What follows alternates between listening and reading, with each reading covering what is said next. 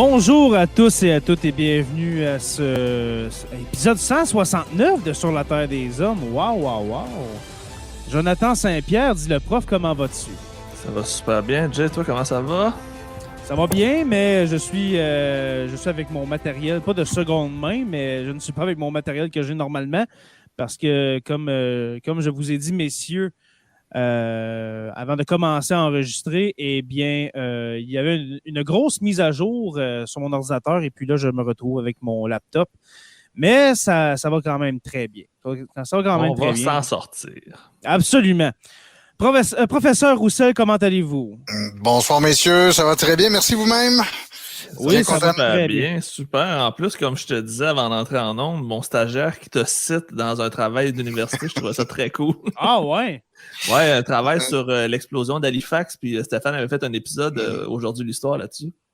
Très bon texte, hein, très complet aussi, parce qu'il sort du déroulement pur et simple des événements, puis il rajoute des trucs vraiment intéressants. Là, non, franchement, là, tu le féliciteras de ma part, parce que c'est un texte puis très intéressant à lire aussi. Je pense qu'il va écouter le podcast, c'est un patron, fait que tu peux le saluer puis le féliciter toi-même. Son nom?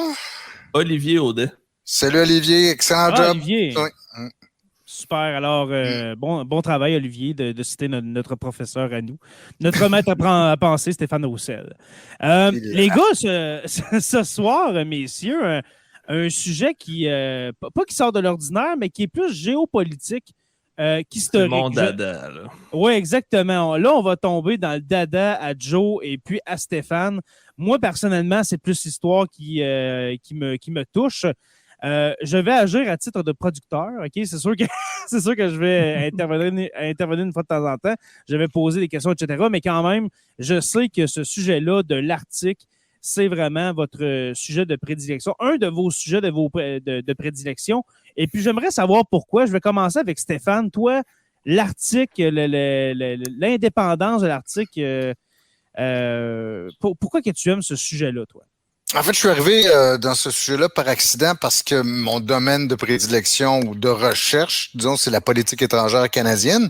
Et naturellement, c'est un gros objet en politique étrangère canadienne. Et au tournant des années 2000, à l'époque où j'étais prof à l'UQAM, il y a une de mes... la personne qui s'occupait de mon groupe de recherche me dit, tu sais, ça, c'est le sujet de l'avenir. Il faut falloir que tu te penches un peu là-dessus. Ouais. Puis j'ai commencé à travailler puis à creuser, puis j'ai trouvé ça extrêmement intéressant. J'ai eu la chance d'y aller quelques fois dans le Grand Nord. En fait, je suis monté jusqu'à 200 kilomètres du point le plus au nord du Canada. Oh, ouais. Et je me suis vraiment embarqué dans ce sujet-là avec toutes les questions que ça pose en termes de relations internationales. Joe, c'est ça qui t'intéresse aussi, tu sais, la question des conflits, de la coopération, les questions de droit international que ça soulève, les enjeux qui sont environnementaux, de développement économique, les questions militaires. Tu sais, il y a vraiment de tout, là. Tout le monde peut aimer ce sujet-là parce qu'il y a plein de dimensions différentes. Exactement. C'est comme un enjeu global. Il y a de tout pour tout le monde, de toutes les organisations. C'est comme le point universel où tout pourrait basculer demain matin. Et puis, est-ce que c'est à cause qu'il y a plusieurs pays qui touchent à l'Arctique, si je peux dire? Parce que là, on pense à nous, le Canada. On peut penser aux États-Unis je dis bien grâce à l'Alaska, parce que sinon, je pourrais mettre la carte en passant pour les patrons qui sont là. Oui, vas-y, mon cher. Pour nous donner un aide-mémoire à nous-mêmes aussi. Mais nous, la carte, parce que moi, quand je pense Arctique et puis de pays qui ont des frontières communes avec l'Arctique, je pense bien sûr au Canada, à la Russie, les pays scandinaves, les États-Unis, le Groenland, bien sûr. Et puis, j'aimerais savoir au juste pourquoi qu'on s'intéresse. Tu disais, Stéphane, que tu t'es mis à penser justement à la géopolitique, aux conflits internationaux par rapport à l'Arctique. Dis-nous pourquoi que ça pourrait amener des conflits internationaux, des conflits diplomatiques, dans le fond, l'Arctique. Écoute, première chose qu'il faut garder à l'esprit, c'est qu'on a le privilège, notre génération, de vivre quelque chose qui arrive très rarement dans l'histoire de l'humanité. On découvre un nouvel océan. Parce qu'on savait que l'Arctique était là. On savait que l'océan Arctique est là depuis très longtemps, mais sauf que maintenant, on y a de plus en plus accès et ça s'accélère avec le réchauffement climatique aussi, c'est inévitable. Mais déjà, la technologie aussi permet d'explorer et d'exploiter ces territoires-là. Donc, c'est comme si littéralement sous nos yeux, il y avait un territoire qui avait été pendant des siècles, voire des millénaires, à peu près inaccessible à tout le monde aux Occidentaux, parce qu'il y a quand même des populations autochtones, des civilisations qui vivent là depuis plusieurs milliers d'années. Mais subitement, là, nous, on voit sous nos yeux apparaître quelque chose de nouveau. Je veux dire, la géopolitique, c'est rare qu'elle bouge comme elle le fait maintenant par une nouveauté. Je veux dire, il faut remonter aux grandes explorations pour avoir quelque chose de semblable. Justement, Stéphane, tu fais un bon lien parce que l'enjeu numéro 1, comme les grandes explorations, c'est quoi? C'est qui va ramasser le plus de territoire pour avoir le plus de ressources, parce que c'est là l'enjeu. C'est la plus grosse réserve de ressources naturelles non exploitées sur Terre. Grosso modo, 25% de toutes les ressources qu'on connaît, pétrole, gaz, diamants, or, minerais rares, tout ce qui est ressources naturelles, c'est à peu près 1 sur 4 qu'on retrouve sous cette glace-là.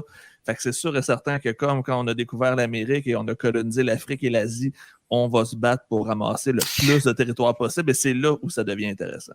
Et puis, un point important, tu parlais, Stéphane, de justement, on découvre un nouveau continent et puis en lien avec les grandes explorations, il ne faut pas oublier que les grands explorateurs dans le nord de l'Amérique du Nord, qu'est-ce qu'ils recherchaient? C'était le fameux passage du Nord-Ouest qui n'existait pas et qui est en train de se découvrir sous nos yeux avec ces changements climatiques-là. Là. Ce qui peut amener des changements commerciaux incroyables là, au 21e siècle. Là, je pense jusqu'en 2100. Là. Oui, il y a deux éléments qui rendent l'Arctique intéressant au plan économique. Le premier, c'est celui que Joe a mentionné, c'est-à-dire la présence de richesses non exploitées, en tout cas de ressources naturelles. La deuxième, c'est les routes maritimes. C'est-à-dire que si ces routes maritimes devenaient exploitables, ce qui n'est pas le cas encore actuellement, on n'est pas là du tout. Non. Mais si les navires, je veux dire, il y a des gains théorique, en tout cas sur papier, des gains énormes pour des navires qui, par exemple, partant des ports d'Asie pour aller jusqu'en Europe, ça va beaucoup plus vite que de passer par le canal de Panama ou encore passer par le canal de Suez. C'est énorme comme gain de distance. Donc, le contrôle des routes maritimes peut devenir quelque chose de très intéressant. Mais avant qu'on aille plus loin, juste, il faut dire un truc aussi. C'est que cette nouveauté, parce que Joe faisait allusion effectivement à l'espèce de course qui semble, je dis bien qui semble s'engager dans la région, c'est quand même, on a cette nouveauté qui est dans un contexte du 20e, 21e siècle. C'est-à-dire que contrairement aux grandes explorations, aux grands processus de colonisation, ici, il y a quand même des règles qui s'appliquent. C'est pas le Far West, là. C'est-à-dire qu'il y a des règles, et notamment, vu que c'est un espace maritime, la Convention des Nations Unies sur le droit de la mer, et il y a des institutions internationales aussi qui gèrent un peu. Donc, c'est pas un développement sauvage. Inclus, non, loin de là, en fait. Et la question est intéressante ici de notre débat. À qui appartient l'Arctique? J'ai envie tout de suite de répondre, dire, est-ce qu'un océan peut appartenir à quelqu'un? Est-ce que, comme pas plus que le Pacifique ou l'Atlantique ou l'océan Indien? Parce que dans le fond, ce qu'on sait, c'est que c'est les côtes maritimes, c'est 200 km de chaque frontière qui appartient à l'État en question, mais c'est la zone qui n'est pas dans le 200 km là, qui pose le plus d'interrogations en ce moment parce que je pense que tu vas pouvoir nous en parler un peu tantôt, Stéphane. On est capable de faire quand même des prédictions selon les dorsales sous-marines pour savoir à peu près jusqu'où le territoire arrive et c'est là où on s'obstine sur les lignes en question. Ou en fait, le problème, c'est qu'on ne le sait pas encore parce qu'on n'a pas exploré. Je veux dire, on présuppose qu'effectivement la géographie du sous-sol de l'océan, du plancher de l'océan Arctique permet peut-être à certains États de revendiquer, on reviendra à cette règle-là tantôt, qui est assez curieuse d'ailleurs, mais qui permet à certains États de revendiquer d'immenses territoires dans lesquels ils ont des droits exclusifs d'exploitation de richesses situées sous le plancher océanique. On parle pas de la pêche ou des trucs comme ça, on parle de ce qui est enfoui sous le sol de l'océan. Mais parce que c'est encore en grande partie submergé de glace, parce que la cartographie sous-marine est loin, mais très loin d'être complétée, on a encore de grandes incertitudes. C'est des centaines de kilomètres de profondeur. Oui, c'est surtout... Ben, c'est pas en fait, des milliers de mètres. Oui, c'est quelques kilomètres. Là. C'est pas le bon. Je pense qu'on tombe à 4000 mètres, je pense, 4 ou 5000 mètres. Mais on commence à le faire tranquillement. Mais si on regarde, les gars, la carte, Joe, que tu as partagée, là, on parlait justement à qui appartient l'Arctique. Mais si moi, je regarde la carte, ben, je vois principalement que c'est qui en sort gagnant, c'est la Russie, là. La Russie. Presque la moitié de l'Arctique appartiendra à la Russie. Presque la moitié, exactement. La moitié des côtes, effectivement. Des côtes, ouais. Ça. Là, on ne parle pas justement de l'océan à qui appartiendrait. Parce que moi, j'aime bien, Steph, qu'est-ce que tu as dit? Les océans, l'océan Indien n'appartient pas à l'Inde, l'océan Atlantique n'appartient pas aux États-Unis, le Pacifique, etc. L'océan n'appartient à personne, mais si, admettons, en dessous de cette glace-là, on retrouve des territoires qui émergent de ces glaces-là, ben là, c'est là qu'il pourrait y avoir des conflits. Et puis là, je me demande, est-ce que ce ne serait pas mieux, là, j'y vais vraiment très simpliste, là. Est-ce que ce ne serait pas mieux, justement, de regarder, tu sais, avec les méridiens que chaque nation a, de dire à l'intérieur de ces méridiens-là, eh bien, ça va appartenir à tel pays, à tel pays. C'est exactement ce qu'on essaie de faire présentement. Jay, en théorie, les lignes de méridien du Canada sont les lignes de possession de l'Arctique. C'est pas confirmé parce que c'est discuté, mais c'est en théorie l'objectif. Fait que dans le fond, de la ligne du méridien de l'Alaska jusqu'à celle de la terre de Baffin, c'est à peu près ça si on fait un triangle jusqu'au pôle Nord, là, qui serait la zone arctique du Canada.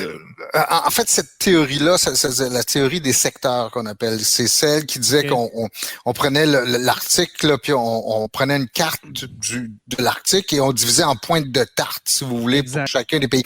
Cette théorie-là, elle n'est pas valide en droit international. Elle était abandonnée. Ce qui est ici, ce qui est la source de la confusion, c'est que si vous regardez une carte du nord du Canada, l'archipel arctique qui forme un immense triangle. Donc, il y a la forme d'un triangle. Et à cause de ça, on peut avoir l'impression que la théorie où on a une espèce de pointe de tarte qui revient au Canada, comme il y a une immense pointe de tarte qui reviendrait à la Russie, et ainsi de suite. Mais non, cette théorie-là n'est pas reconnue du tout en droit international. C'est pas plus, par exemple, qu'on pourrait l'appliquer dans un cas qui ressemble un peu à celui-là, c'est-à-dire en mer Méditerranée. C'est-à-dire qu'une des caractéristiques de l'océan Arctique, c'est d'être presque fermé. Vous regardez, l'océan est complètement entouré de terre.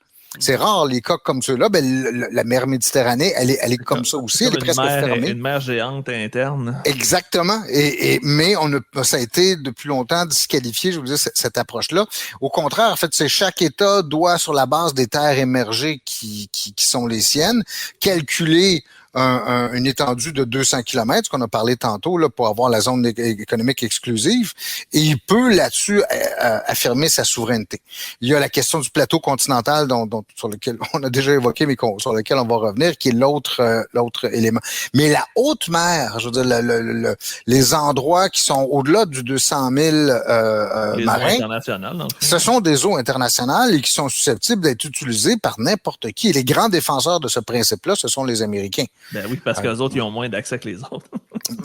Non, les Américains, c'est pas tant ça qu'ils veulent s'assurer que, et c'est d'ailleurs la raison du conflit entre le Canada et les États-Unis sur le statut du passage du Nord-Ouest, c'est que les Américains considèrent que toutes les étendues d'eau qui relient deux grandes masses, soit des mers ou des océans, sont libres de passage pour leurs navires. Que personne ne peut empêcher ça.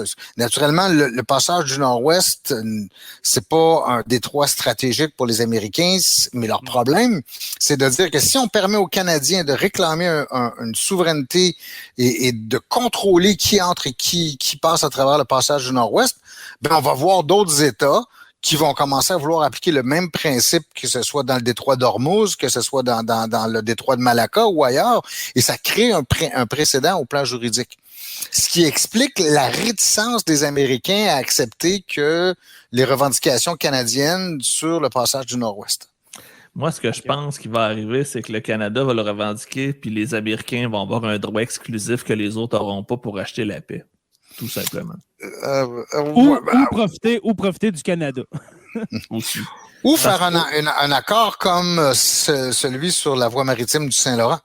Ouais, c'est-à-dire qui mène au Grand Lac, donc qui lie l'océan Atlantique au Grand Lac, et il y a une espèce de gestion conjointe, là, si vous voulez. Ça pourrait être ça, parce qu'en ce moment, dans le fond, de l'autre côté, il y a aussi le passage russe qui relie quand même toute la côte nord de la Russie là, d'un point à l'autre. Puis, éventuellement, quand la glace va être complètement fondue, il va y avoir le troisième passage qui est celui qui passe en plein milieu de l'océan Arctique. Donc, il va y avoir 3 routes maritimes ultimement dans cette zone-là qui vont être source de convoitise pour plusieurs pays, dont un qu'on n'a pas encore nommé et que j'ai hâte qu'on aborde, qui a un drapeau rouge et jaune et qui n'est pas l'URSS.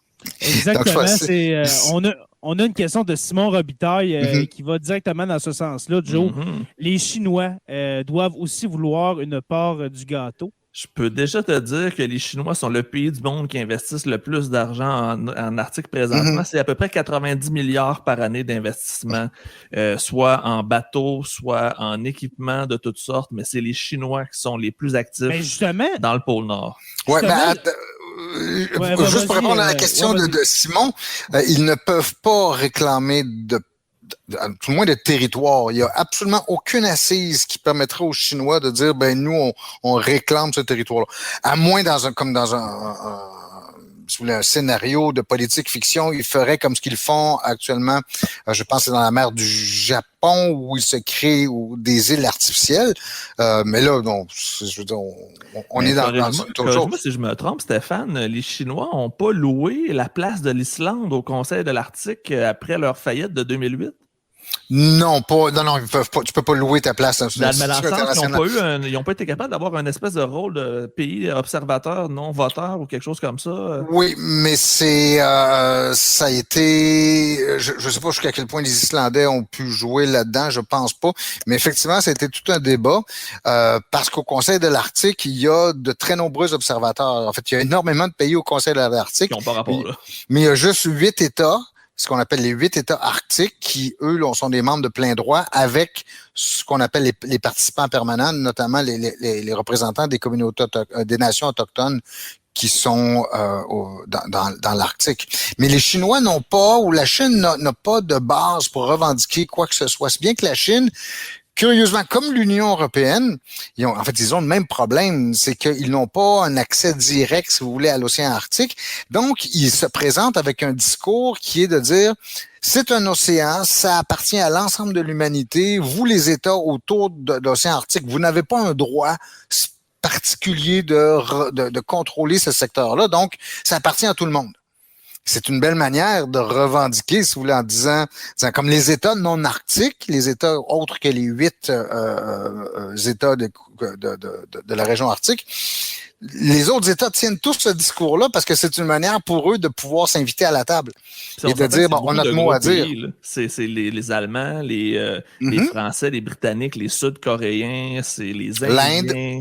C'est plusieurs pays qui n'ont aucun lien, mais qui ont un avantage géostratégique à garder ça le plus accessible possible. Tout à fait. Excusez-moi les gars, mais je me demande côté exportation, est-ce que la Chine est plus avantagée avec l'océan Arctique ou bien le passage habituel par la mer Méditerranée, mettons, pour rejoindre les pays européens et puis l'Amérique du Nord? Non, en termes de distance, vois-tu la distance entre Shanghai et Rotterdam, par exemple, elle est plus courte par Mais dites-vous une autre chose aussi, quand on parle des routes maritimes qui sont là, on dit oui, le réchauffement climatique va rendre potentiellement, probablement dans un horizon de 50 ans, va rendre l'océan Arctique libre, en grande partie libre de glace, à tout le moins pendant l'été et l'automne. Mais, dites-vous une autre chose, il va quand même faire noir 6 mois par année dans ce secteur-là. La glace va reprendre à chaque année. C'est un peu comme le Saint-Laurent, là, tu sais, que de la navigation est beaucoup plus difficile en hiver, voire parfois impossible. Ça va être la même chose avec l'océan Arctique, si bien que puis en plus, il va faire froid. 6 mois, 9 mois par année, il va quand même faire. Ça sera pas aussi froid que maintenant, mais il va faire froid pareil. 3, 4, 5 degrés. Donc, les navires qui vont pouvoir s'engager dans cet océan-là, D'abord, les armateurs aiment ça quand ils sont capables de prévoir le temps que ça prend, mais si votre navire part en pleine nuit puis qu'il y a des glaces, tout ça, vous ne savez pas à quel moment il va arriver. Quand il fait froid, il y a beaucoup de cargaisons de navires qui supportent pas le froid. On n'a pas encore cartographié complètement les obstacles qui peuvent se trouver dans les hauts fonds ou les trucs comme ça. Donc, moi, je suis encore sceptique, comme certains de mes collègues, comme Frédéric Lasserre, qui est professeur en géographie à l'Université Laval. On est très sceptique sur le fait que l'Arctique puisse servir à moyen terme, même à long terme, de véritables routes maritimes. Quant à nous, là, c'est loin d'être fait encore. Je vais rajouter un autre point qui est complètement champ gauche, mais qui a un lien, mais c'est aussi le fait qu'une cargaison de bateaux, il faut que ça soit assuré. Puis il n'y a pas d'assureurs qui veulent assurer les armateurs qui passent par là parce que c'est encore trop dangereux. Fait que le coût de l'assurance vient enlever complètement l'économie d'argent que tu faisais en passant par là. Fait que c'est pas rentable non plus économiquement d'utiliser le passage du Nord-Ouest. Est-ce qu'on peut dire alors que la véritable raison d'avoir sa part de tarte, sa part du gâteau de l'Arctique, c'est les ressources naturelles? Totalement. Totalement. Encore, je vais jouer l'avocat du diable ici, c'est de dire les ressources naturelles sont loin d'être exploitables actuellement. Ça demande des ressources énormes. Ils sont estimées effectives aussi. Il n'y a rien qui garantit que c'est les vrais chiffres. C'est ça, exactement, c'est ça. On pense qu'il y en a, mais on a certains indices qui nous montrent qu'il y en a, mais on le sait pas vraiment. Puis deuxième, une autre chose, beaucoup de gaz et de pétrole dans la région, ce qui a priori pourrait nous dire, wow, c'est intéressant, mais je pense que l'avenir, ou en tout cas les jours de l'utilisation énergétique, ça sera plus aussi intéressant que ça d'aller le chercher. Ça va coûter très cher parce que si vous regardez juste l'Arctique canadien ou l'Arctique nord-américain, canadien et Alaska, là, ou même le nord du Groenland, il n'y a aucune infrastructure dans ce coin-là. Il n'y a pas de port. Il n'y a pas de chemin de fer encore. Il n'y a pas si vous voulez, de tous les infrastructures qu'on a besoin pour exploiter ça, parce que c'est bien beau de pomper du pétrole du sol. Encore, faut-il pouvoir le transporter jusque dans les raffineries, puis les raffineries, ils sont loin. Okay? Donc, c'est dans un avenir prévisible encore. Moi, j'ai l'impression que certains États vont peut-être jouer la carte à long terme, ce qui est tout à fait possible, ce que la Chine peut faire. La Russie a beaucoup développé ses infrastructures. C'est ceux qui sont le plus en avance. Les Norvégiens. Avec des centrales nucléaires flottantes et plein de trucs de genre. Beaucoup de nouvelles technologies. Mais on n'est pas encore rendu à exploiter les ressources dans l'Arctique comme on peut le faire dans d'autres régions du monde. En fait, Stéphane, juste un petit point, la compagnie Shell a essayé d'exploiter en mer d'Alaska, puis ils ont décidé de se retirer parce que c'était pas rentable, puis ça coûtait trop cher, c'était trop compliqué, il faisait froid, puis finalement, ils ont juste, ça a bien paru parce qu'ils se sont dit que pour l'environnement, ils se sont retirés de là. Mais greenwashing. Exactement, c'était pas rentable. Oui, parce que le prix du baril de pétrole a chuté aussi. Parce que, veut pas, c'est que l'Arctique va toujours rester l'Arctique, que ce soit en 2022, en 2050, en 2100, 2200. Ça reste un point plus au nord. Là, exactement. Puis comme Stéphane t'a dit, il fait noir 6 mois par année là-bas. Puis il fait l'autre 6 mois, c'est comme dirait ma mère, c'est une petite clarceur. C'est un aurore pendant 6 mois. Là. C'est pas le gros soleil, là, on s'entend. Écoutez, quand vous avez le zénith à 2 heures de l'après-midi, ça veut dire que vous voyez le soleil très bas sur l'horizon. C'est assez fascinant de voir ça. Tu as l'impression que tu sors en après-midi, tu as l'impression que c'est l'aube, puis le temps que tu fasses ton petit tour du bloc, c'est rendu le crépuscule. Oui, exactement. On a 2 commentaires très intéressants. Alex Brasse-Robert qui dit c'est pas la Grèce qui ont fait faillite et la Chine aurait racheté leur part ou de leur part d'exportation. Il dit qu'il est peut-être dans le champ, mais est-ce que ça vous dit quelque chose? Je pense que oui, je pense qu'il a raison. C'est-à-dire qu'il y a des droits d'exploitation d'un port. Et d'ailleurs, ça a fait des gros débats en Grèce, si je me souviens bien. Mais c'est pour ça que tantôt, je parlais de l'Islande. J'avais entendu la même chose, que les Chinois avaient prêté de l'argent à l'Islande pour les sortir de la faillite, puis que justement, il y avait des concessions en Arctique qui avaient été faites. Mais là, je me trompe peut-être aussi. Pas à ma connaissance. Je me rappelle de ça, de la crise en Islande en 2008, des faillites des banques islandaises, mais ils ont sacré McDonald's dehors aussi, soit dit en passant. OK. Anecdote comme ça. Oui, c'est vrai. Et pas les 7-Eleven. Alors, Alex, tu n'étais pas dans le champ, c'est Non, bien vrai. effectivement.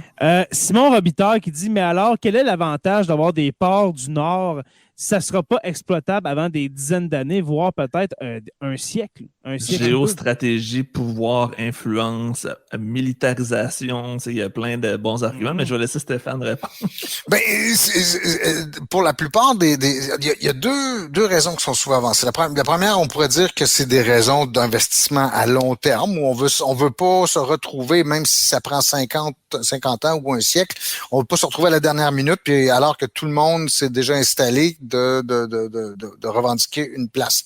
La deuxième, ça c'est encore une forme de greenwashing aussi, c'est surtout les Européens qui vont tenir ce discours-là, c'est de dire, ben, il faut protéger l'Arctique, surtout avec les changements climatiques, il faut vraiment faire de cet espace-là un bien commun de l'humanité, donc il faut qu'on s'en occupe, puis laissez-nous nous en occuper. En tout cas, laissez-nous participer à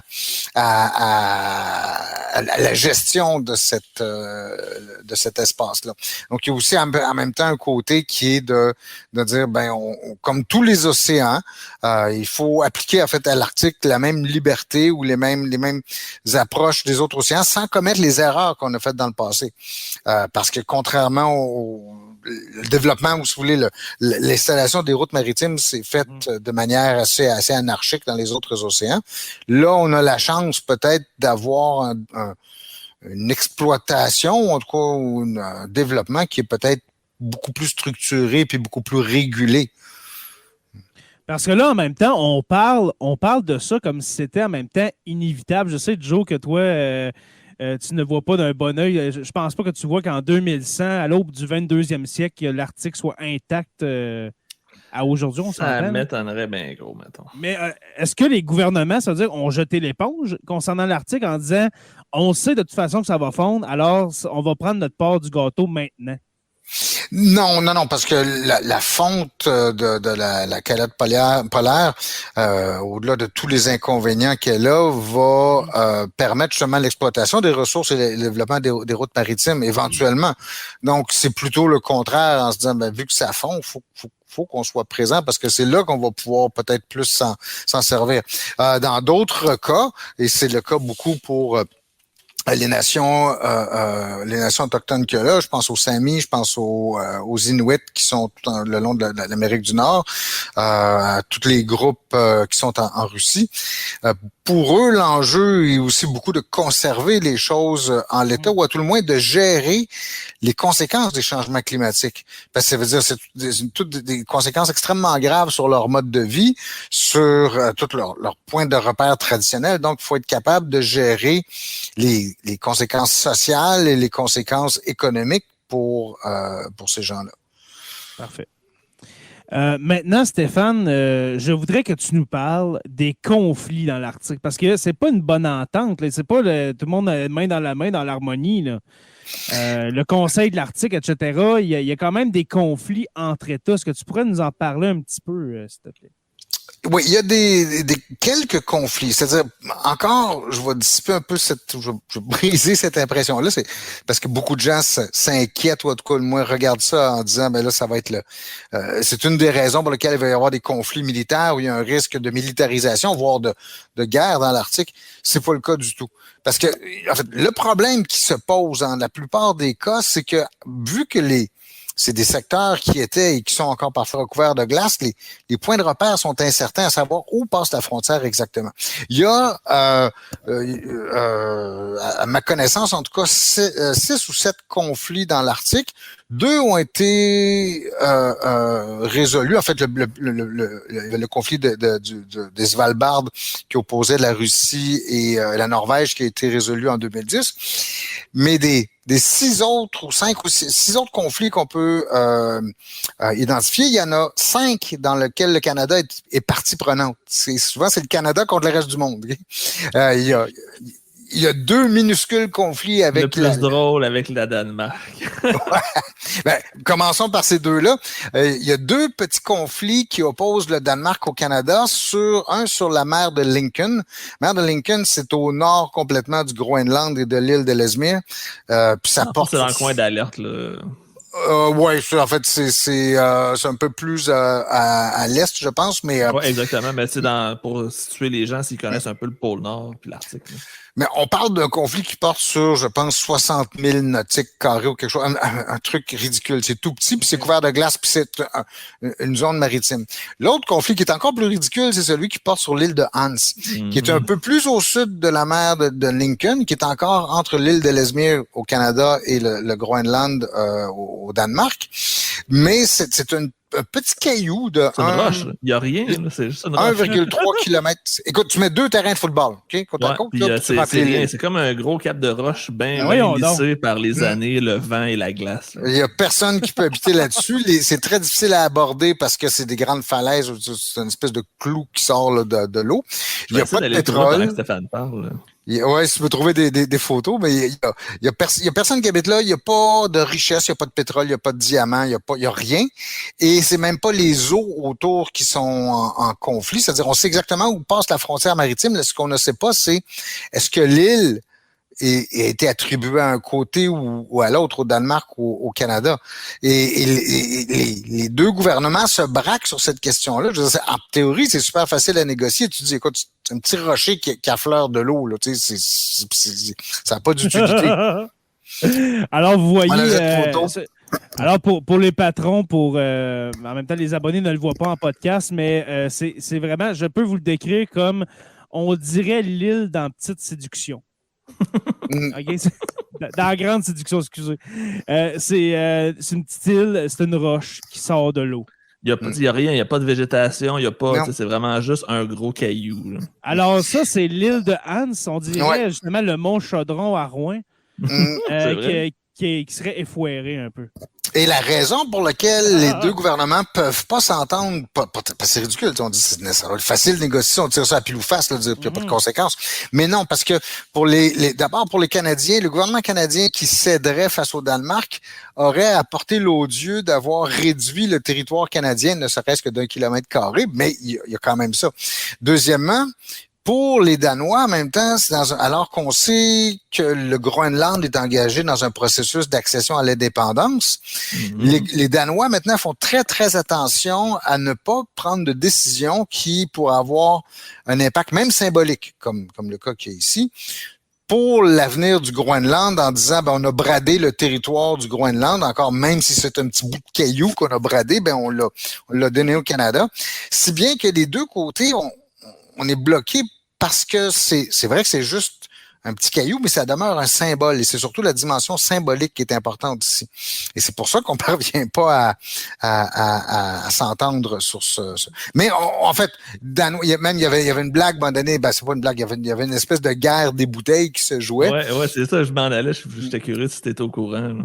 C'est cette histoire selon laquelle, par exemple, pour chacun des deux pays pour affirmer sa souveraineté sur l'île quand il pouvait y aller, c'est-à-dire au mois d'août, c'est à peu près le seul moment de l'année où on peut y aller, où on peut atterrir sur l'île. Les Canadiens et les Danois qui visitaient l'île avaient l'habitude de laisser une bouteille. Les Danois laissaient une bouteille de schnapps aux pêches. Quelque chose comme ça et il y avait un petit mot attaché après la bouteille qui disait le gouvernement du Danois vous souhaite la bienvenue en territoire danois, voici pour vous réchauffer. Les Canadiens arrivaient avec la bouteille de whisky. L'année suivante, c'est ça, la bouteille de rail canadien l'année suivante, ils déposaient la bouteille en disant le gouvernement du Canada vous souhaite la bienvenue sur l'île, tu sais tout ça. C'est juste, mais c'est purement symbolique, mais parfois, les symboles sont très importants en relations internationales et en politique. Le symbole devient la réalité. Exactement. Mais tiens, pour passer aux autres conflits, on a parlé tantôt du passage du Nord-Ouest. Brièvement, qu'est-ce que c'est? Ce sont des routes maritimes qui serpentent entre les îles qui composent l'archipel canadien et qui, si vous regardez sur une carte, peuvent permettre à un navire de passer de l'océan Atlantique, de circuler dans ce passage du Nord-Ouest et éventuellement d'arriver à l'océan Pacifique, en passant par le nord de l'Alaska. Tout le monde reconnaît que ce sont des eaux canadiennes. Il n'y a personne qui conteste le fait que ce sont des eaux du Canada. Mais parce que ça relie, si vous voulez, deux grandes masses d'eau, deux océans. Certains pays, comme les États-Unis, mais aussi l'Union européenne du bout des lèvres, disent, ben vous, les Canadiens, vous n'avez pas le droit d'interdire à quelqu'un qui fait un passage, qu'on appelle un passage innocent, dans le passage du Nord-Ouest. Vous n'avez pas le droit de décider qui passe et qui ne passe pas. C'est donc ouvert à la circulation maritime. Ce que les Canadiens refusent. Les Canadiens disent non, ce sont des eaux intérieures et c'est nous qui décidons qu'est-ce qui se passe dans nos eaux intérieures. Avant de continuer, Stéphane, ouais, vas-y. J'ai une image pour toi parce que ça va peut-être amener à une des prochaines discussions qu'on a et c'est celle-ci que je vous mets à l'écran. Le fameux pôle Nord, littéral, celui qui est le point exact du pôle Nord. Pour ceux qui sont en version audio, il y a un drapeau de la Russie qui est apparu à l'écran parce que Vladimir Poutine, il y a quelques années, a envoyé un sous-marin à la profondeur de l'océan Arctique au point géographique exact du pôle Nord pour y planter le drapeau russe. Et techniquement, si on se fie au dorsal maritime, c'est un territoire canadien. Donc, est-ce que Vladimir nous a volé le pôle Nord? Est-ce que tu as la réponse, Stéphane? Oui, il y a deux réponses en 2 ou 3 volets. L'image qu'on voit ici actuellement, c'est un petit robot sous-marin. En fait, c'est un petit sous-marin qui a été planté ça dans le fond de l'océan, à la hauteur exacte, comme disait Joe, du pôle Nord. Plusieurs trucs. D'abord, aucun pays ne peut, dans l'état actuel des connaissances, revendiquer le pôle Nord comme étant l'extension de son territoire. C'est un peu comme si on allait planter un drapeau dans le milieu de l'océan Atlantique en disant ben, c'est chez nous. Non, c'est au milieu de l'océan. La symbolique, par exemple. La symbolique était puissante mais c'est surtout une démonstration de la technologie russe. Exactement, parce qu'il n'y a aucun sous-marin canadien qui est capable d'aller mettre un drapeau canadien à sa place. Là. Et tout de suite, quand cet épisode-là s'est produit en 2007, si je me souviens bien, c'est en juillet 2007, le gouvernement canadien, à l'époque c'est le gouvernement de Stephen Harper, a dit non, c'est pas comme ça que ça marche. On n'est plus au 19e siècle quand une grande puissance arrivait puis elle plantait son drapeau puis elle disait là ça c'est à moi. C'est pas comme ça que ça marche. Puis effectivement, c'est pas comme ça que ça marche. Ce qui pourrait, il faut dire le pôle Nord, le géographique, l'endroit où se rejoignent tous les méridiens, si vous voulez, du globe terrestre, là où a été planté le drapeau, il est fort peu probable que qui que ce soit puisse même dire ben c'est l'extension de notre territoire. Et ça, juste pour expliquer cette notion-là, parce qu'elle est importante, on l'a évoqué dans les conflits tantôt, c'est toute la question du plateau continental ou l'extension du plateau continental. Je m'explique rapidement. C'est qu'un gouvernement peut dire que les richesses qui sont sous le sol de l'océan, donc les richesses sous le plancher océanique, appartiennent ou en tout cas peuvent être exploitées par un État si cet État est capable de prouver que la composition géologique, tenez-vous bien là, c'est les roches là qui constituent cette région-là sont de la même nature ou sont un prolongement naturel que leur territoire émergé. C'est-à-dire un peu, si tu as une chaîne de montagnes qui part de la Russie puis qui se prolonge sous l'eau, des montagnes sous-marines, puis que les Russes sont capables de dire, ben regardez, c'est la même chaîne de montagnes. La même composante rocheuse. Là. Et vous pouvez aller jusqu'à 300 000 nautiques de ces formations géologiques, si vous voulez, qui permettraient de prouver que c'était vous.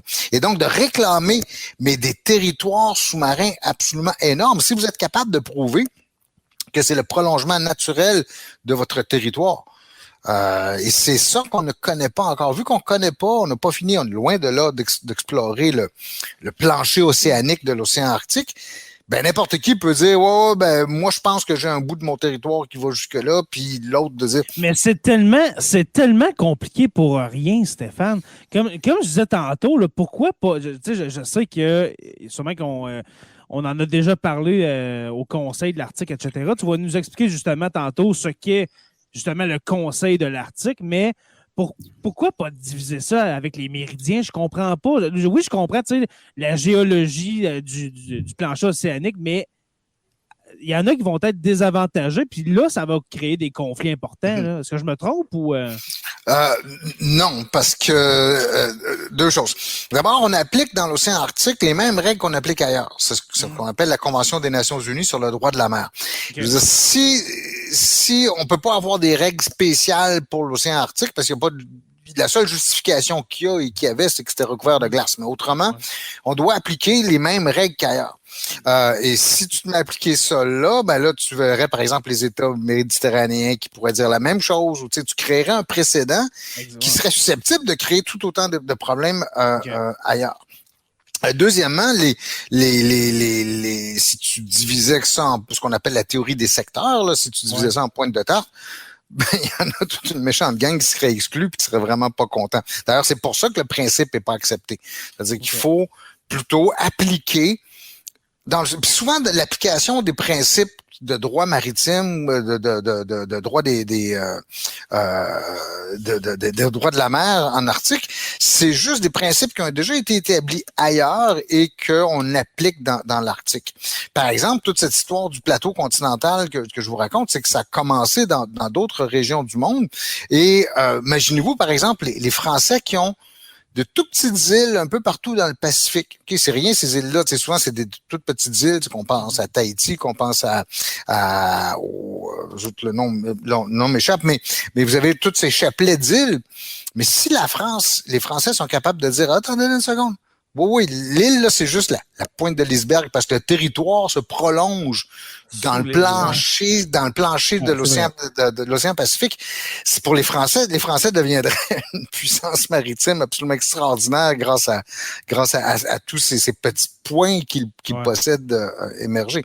Et c'est ça. Donc, dans l'Arctique, ce qu'on fait, c'est qu'on a un droit qui est déjà établi, un droit maritime qui est déjà établi, puis on se contente de l'appliquer, si vous voulez, tel qu'on l'applique ailleurs. Il n'y a pas de raison pour laquelle l'océan Arctique aurait si vous voulez, une application différente du droit international. Exactement. Par contre, et là, tu me posais la question tantôt, tu me disais sur qu'est-ce que c'est le Conseil de l'Arctique. Oui. L'Arctique est le seul océan, ou le seul, si vous voulez, on va dire ça comme ça, le seul océan qui est géré de cette manière-là. Le Conseil de l'Arctique, c'est une organisation internationale qui regroupe, je vous le disais tantôt, les 8 États arctiques, plus les nations autochtones de la région, et plus une vingtaine, je pense qu'on est rendu à 24 observateurs ou quelque chose comme ça, des États, donc qui ont le statut observateur, donc qui peuvent être présents, mais qui n'ont pas le droit de vote là, dans les réunions. Mais le Conseil de l'Arctique, c'est une institution, on négocie bien des choses, mais on ne touche pas aux questions de sécurité militaire. Dès le début, là, il y a une note dans le traité fondateur qui dit que le Conseil de l'Arctique n'a absolument aucune compétence à tout ce qui touche les questions militaires. Il n'y a aucune compétence de droit international. Ce n'est pas lui qui fait le droit international. Ce sont les Nations Unies. C'est pas le Conseil de Le Conseil de l'Arctique, finalement, s'occupe des questions d'abord et avant tout environnementales. C'est le plus gros de son travail. Puis aussi des questions sociales et des questions économiques. Mais en gros, là, c'est ça son champ d'activité. Il y a quelques traités, il y a 3 traités internationaux qui ont été signés dans le cadre ou en marge du Conseil de l'Arctique, mais encore, il y en a un qui concerne les pêcheries, il y en a un autre qui concerne la recherche et sauvetage ou des choses comme ça. Voyez-vous, ça demeure quand même soft comme champ d'activité. Mais déjà, c'est beaucoup plus que dans bien d'autres océans. Là, c'est sûr, c'est certain. Puis maintenant, la Convention des Nations Unies sur le droit de la mer. Sur le droit de la mer, oui, c'est quoi ça? Ça mange quoi en hiver? Là? C'est une convention internationale qui a été conclue en 1982 sur ce qu'on appelle le traité de Montevideo, qui codifie littéralement à partir de la coutume, on a fait ça largement à partir de la coutume, mais aussi les États ont négocié entre eux, qui codifie tout ce qui touche à l'exploitation de la mer, que ce soit les pêcheries, que ce soit la navigation, les routes maritimes, que ce soit la délimitation du territoire, parce qu'il y a eu plein de conflits dans l'histoire, y compris dans l'histoire récente, 2 pays qui revendiquaient le même territoire sous-marin, ou encore on disait, c'est où passe la frontière alors qu'un pays a une île qui est tout proche du territoire d'un autre pays, comment on délimite la frontière. Tout ça, c'est codifié par la Convention des Nations Unies sur le droit de la mer et c'est le document maître lorsqu'il s'agit de déterminer, qui a quoi, qui a quel droit sur quel territoire maritime ou marin. Là. Okay. Fait que c'est un peu le document de base qui va peut-être régler les futures discussions. Il y a juste un petit problème avec la Convention des Nations Unies, c'est qu'il y a un pays qui l'a pas signé, parce que c'est un pays qui habituellement aime pas ça, les Nations Unies, puis aime pas se faire dire quoi dire par les Nations Unies. Ce sont les États-Unis. C'est bizarre. Les Américains ont toujours refusé de ratifier la Convention, si bien qu'un des joueurs majeurs pour soulever son application n'est pas parti au traité. Les Américains se comportent généralement comme s'ils étaient partis au traité, mais dans les faits, le Sénat américain veut rien savoir de se faire dicter son comportement par les Nations Unies parce qu'ils détestent, dans bien des cas, ils détestent carrément les Nations Unies. Mais peut-être qu'ultimement, ça donnerait l'idée à d'autres pays de s'en retirer, comme la Chine et la Russie, mettons. Oui, et ça serait le gros problème, le grand dilemme des Américains. Parce que toutes les institutions qu'eux-mêmes ont créées en 1945 risquent d'être à court ou à moyen terme remis en question surtout par la Chine, qui n'est pas nécessairement d'accord avec la manière dont ces institutions-là fonctionnent. Mais reste qu'ils ont une place au Conseil de sécurité de l'ONU, fait qu'ils ont quand même une certaine influence pareille.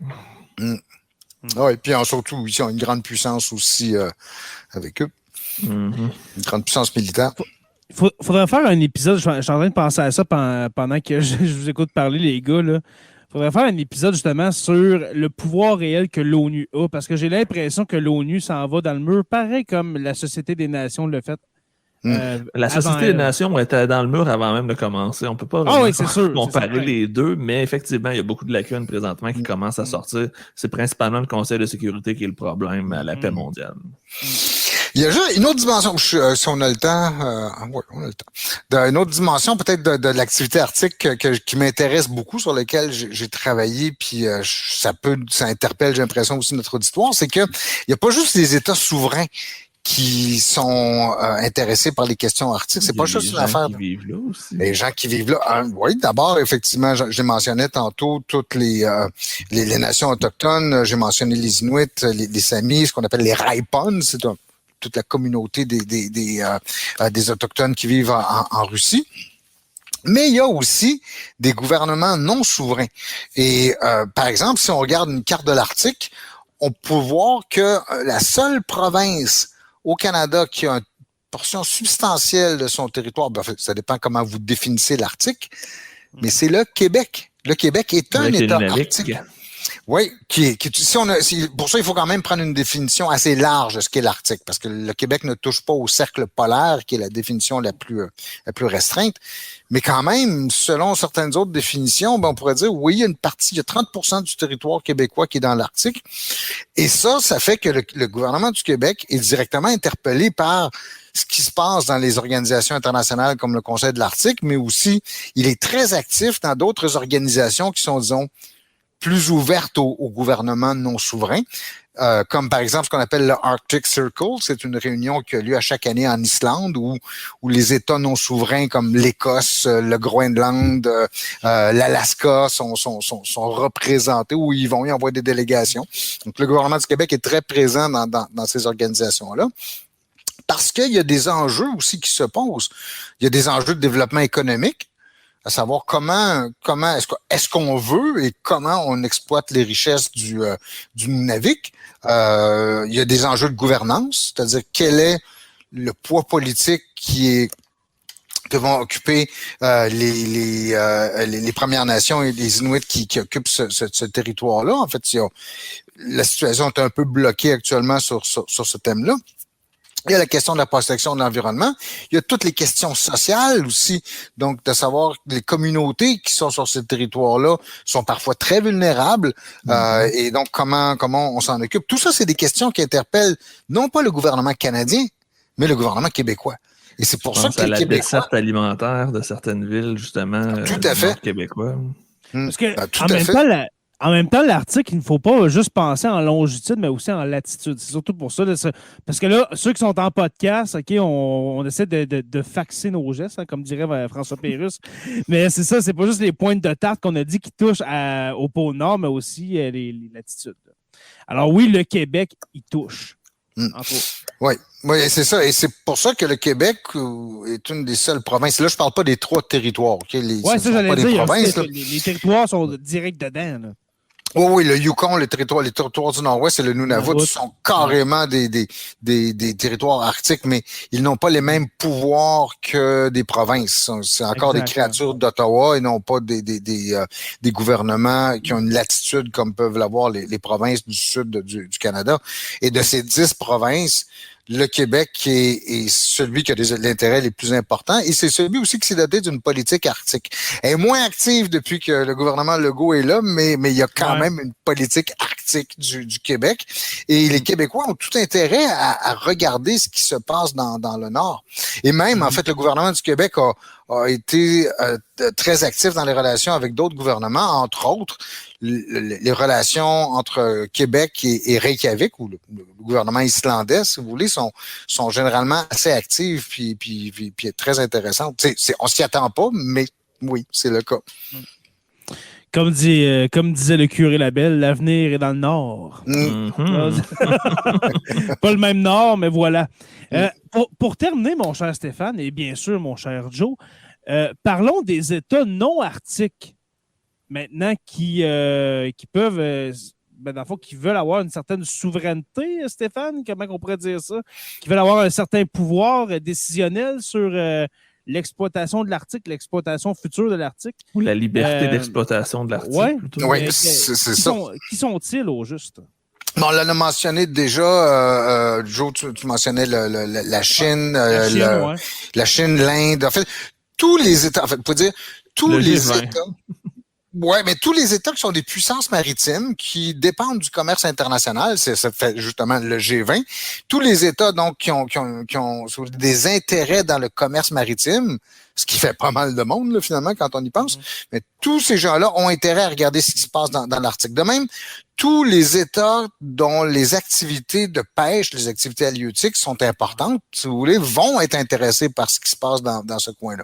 Tous les gouvernements aussi qui se disent, par exemple, préoccupés par les changements climatiques, vont se préoccuper de ce qui se passe là. C'est bien que ça fait beaucoup de monde qui veulent venir à la table et souvent pour d'excellentes raisons.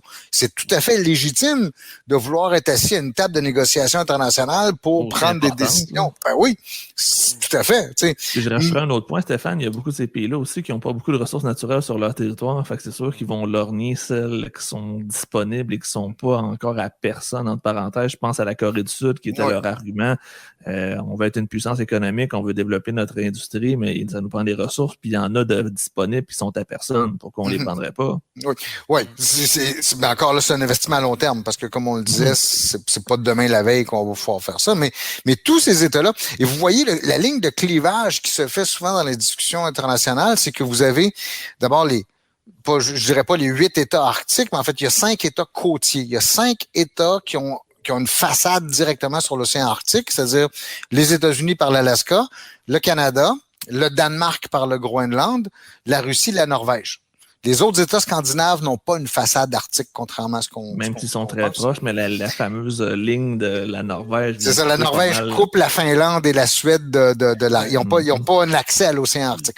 Mais ces 5 États-là, ces 5 États côtiers, comme on les appelle, eux ont des positions souvent très défensives en disant aux autres, non, on va s'occuper, c'est chez nous, c'est dans notre cour arrière, laissez-nous nous en occuper.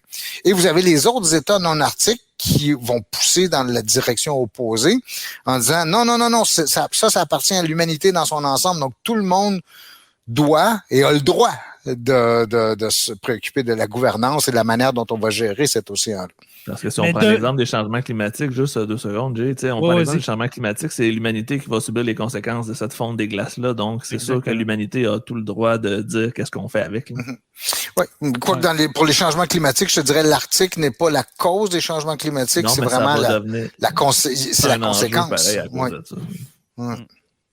Mais justement, en pensant à ça, justement, que les ressources vont émerger de cette fonte-là, ce ne serait pas justement un bon moyen de faire une espèce de paix universelle en disant ces ressources-là vont appartenir à l'humanité, tout comme en Antarctique, c'est un territoire de recherche de sciences pour l'humanité entière. L'Antarctique, là, on n'en parle pas. Pourquoi? Parce que l'Antarctique, ça a été décidé que ça appartient à personne. Pourquoi ne pas faire la même chose avec l'Arctique? Ben là, on découvre qu'il y a des ressources naturelles, bien sûr. Parce que... Oui, encore qu'on va découvrir dans l'Antarctique aussi. Mais la situation est radicalement différente. L'Arctique est un océan entouré de terre, alors que l'Antarctique, c'est une terre entourée d'eau. C'est ça, c'est une terre émergée. Déjà, puis dans la mesure où surtout, en fait, c'est en 1959 qu'il y a eu ce traité sur la démilitarisation de l'Antarctique et où on s'est entendu de dire, bon, ça devient une zone où on n'a que des activités scientifiques. Déjà en 59, c'était facile dans la mesure où il y avait très peu de possibilités qu'on découvre des trucs vraiment intéressants à exploiter là. Et la plupart des États, parce que si vous regardez une carte de l'Antarctique, là, on a les pointes de tarte dont tu parlais tantôt, Jay. C'est vraiment, là, l'Antarctique est divisé en pointes de tarte, là, qui partent du pôle sud, puis qui font que le continent est divisé en pointes plus ou moins grandes selon ce que les pays ont pu négocier. Et je pense que la plupart des États préfèrent ne plus toucher à ça, là, que c'est plus simple de garder ce type d'aménagement-là pour l'instant.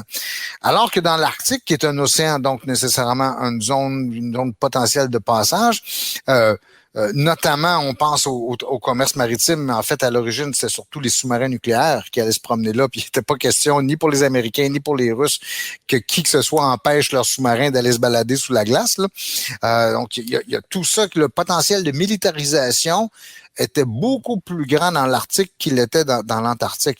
Même, en fait, dès la Deuxième Guerre mondiale, on voit une militarisation de l'Arctique, si bien qu'en partant, toutes les tentatives de neutraliser ça ou d'éviter que ça devienne une zone de compétition ont rapidement été écartées parce que les grandes puissances n'ont pas intérêt à faire ça. Est-ce qu'on pourrait trouver, je pense que tu as raison, par contre, Jay, vraiment sur un point, c'est-à-dire, OK, on a la chance là, dans l'histoire de l'humanité d'assister à la découverte ou la possibilité d'exploitation. De quelque chose. Hein. Oui, puis faisons... Un projet commun, là. Et faisons-le à la manière du 21e siècle, ce qui n'est pas celle des grandes explorations puis de la colonisation du 16e jusqu'au 19e siècle. Ou de l'Empire mongol ou de n'importe quel autre empire colonisateur. Et la plupart des observateurs de l'Arctique sont quand même optimistes pour dire que les probabilités que ça devienne une zone de conflit ou de grande compétition militaire, jusqu'à présent, en tout cas, sont très faibles.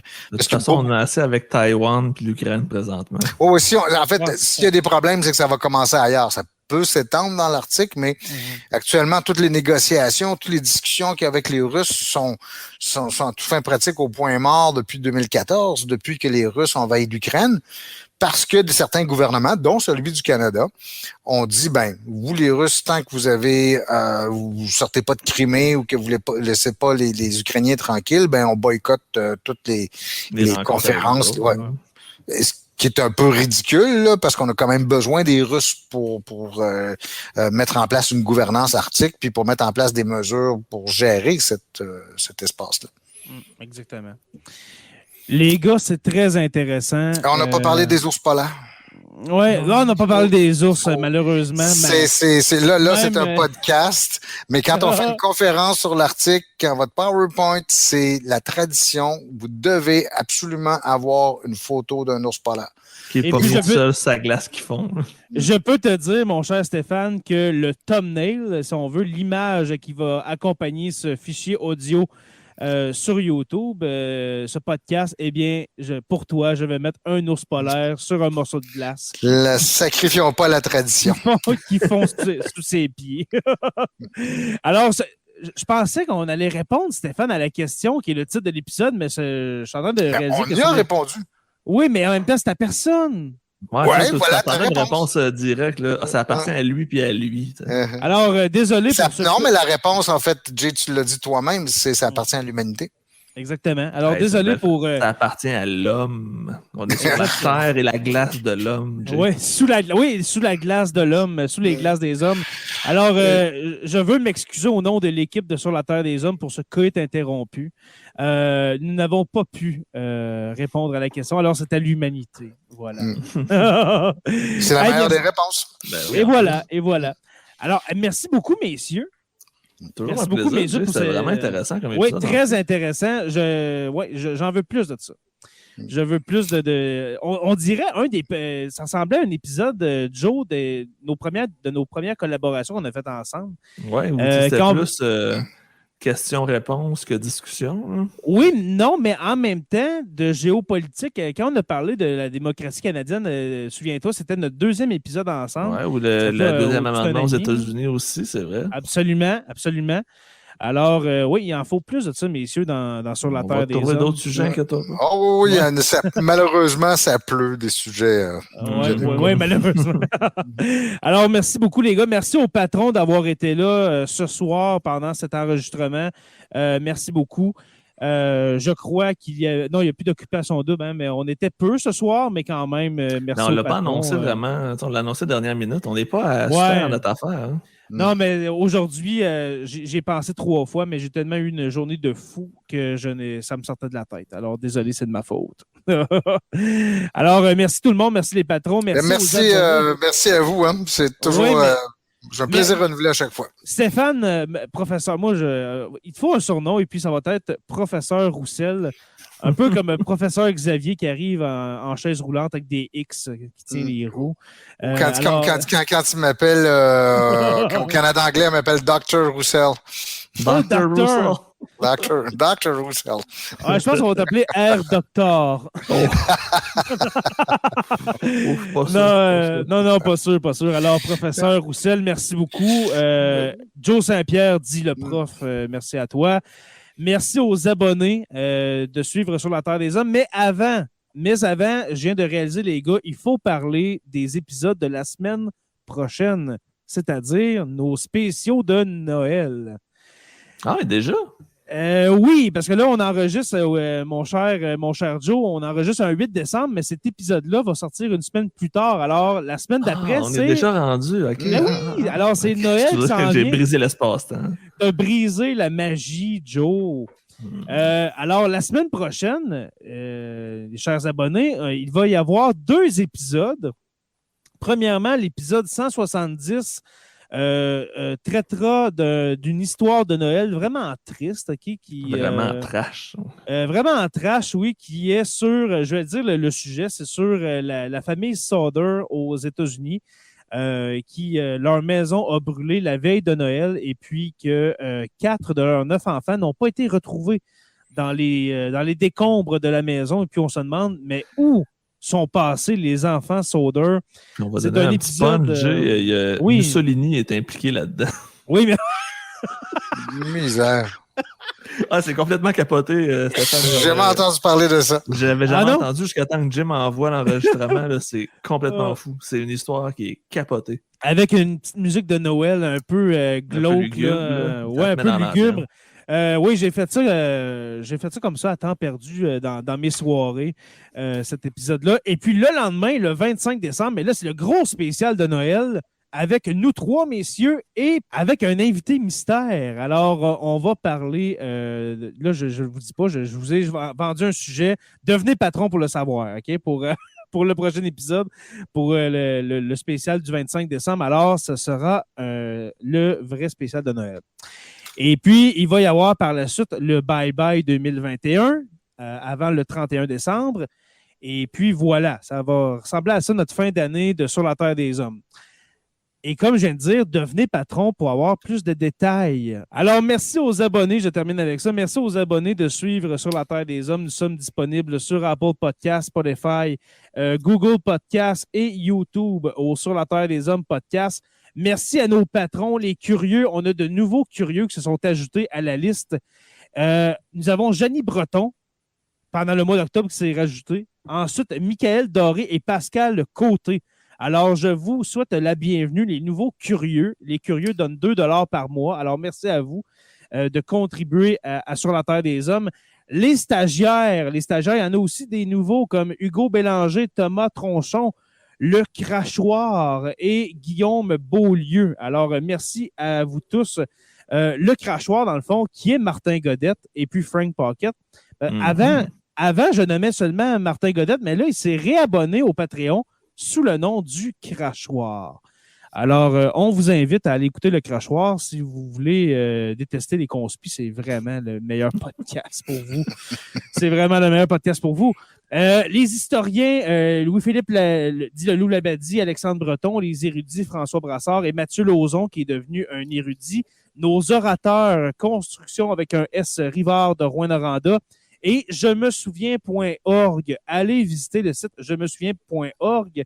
Joe, veux-tu nous faire un résumé de ce qu'est je me souviens.org? Je pourrais faire une petite plug sur le lancement qui a été fait aujourd'hui. Je me souviens qui fait du contenu pédagogique pour parler de l'histoire militaire canadienne. Et aujourd'hui, ils ont lancé une grosse exposition virtuelle sur la bataille de Hong Kong. Si vous étiez comme moi et que vous n'aviez aucune idée qu'il y avait eu une bataille à Hong Kong, il faut absolument aller visiter. Et que les Canadiens sont allés se sont fait tuer là-bas, deux bataillons. Ça a été un massacre. L'Empire japonais nous a complètement écrasés, mais c'était la première bataille officielle en tant que pays souverain depuis le statut de Westminster. Donc, première bataille en tant que pays, on se fait détruire par les Japonais.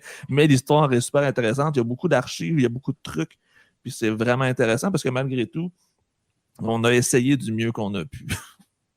Puis, je ne savais pas, je savais pas que ça avait existé, c'est la bataille d'Hong Kong. Ouais, c'est en même temps que Pearl Harbor, il y avait une attaque simultanée Singapour, Hong Kong, puis il y avait un détachement canadien qui était là, puis il se disait que jamais il allait se faire attaquer, puis finalement, il n'était pas préparé, il était genre 2000 soldats canadiens contre l'armée japonaise, puis c'est ça. Ça n'a pas donné un résultat très positif. C'est parce qu'Hong Kong était une colonie britannique, toujours à cette époque-là, et les Japonais ont déclaré, l'attaque de Pearl Harbor a été menée, comme disait Joe, simultanément avec l'attaque des colonies britanniques en Asie et dont Hong Kong.